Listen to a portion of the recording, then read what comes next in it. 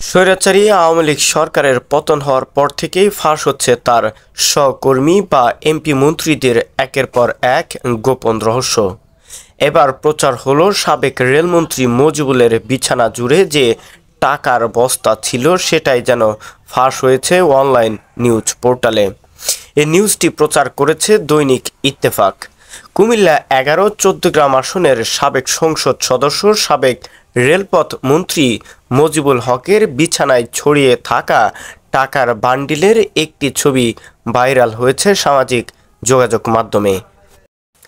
ধারণা করা হচ্ছে সাবেক সংসদ সদস্য মজিবুল হকের কোনো এক সন্তানের জন্মদিনের ছবি এটি।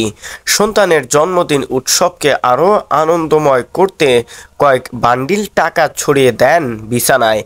এ সময় মজিবুল হকের খুব কাছের কেউ এ ছবিটি তুলেছিলেন। গত ৫ আগস্ট ছাত্র জনতার তীব্র আন্দোলনের মুখে শেখ হাসিনা পালিয়ে যাওয়ার পর গা ঢাকা দেন ১৪গ্রাম আসনের সাবেক সংসদ সদস্য ও সাবেক রেলমন্ত্রী মজিবুল হক। তার সেলফোনটি বন্ধ থাকায় এ বিষয়ে বক্তব্য নেওয়া সম্ভব হয়নি সামাজিক যোগাযোগ মাধ্যমে।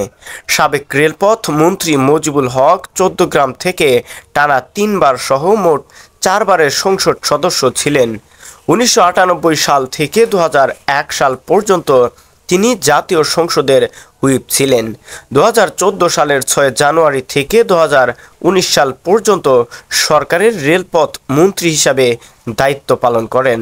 রেলপথ মন্ত্রিত্ব পাওয়ার পর থেকেই একের পর এক নীরবতায় থাকলেও এবার ফাঁস হলো তার আসল কীর্তিকর্ম।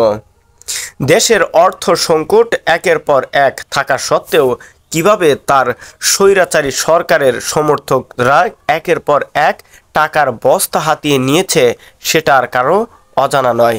আর সেটাও এবার প্রচার হয়েছে অনলাইন নিউজ পোর্টালগুলির মাধ্যমে। এই নিউজটি সম্পূর্ণ কভার করে প্রচার করেছে দৈনিক ইত্তেফাক।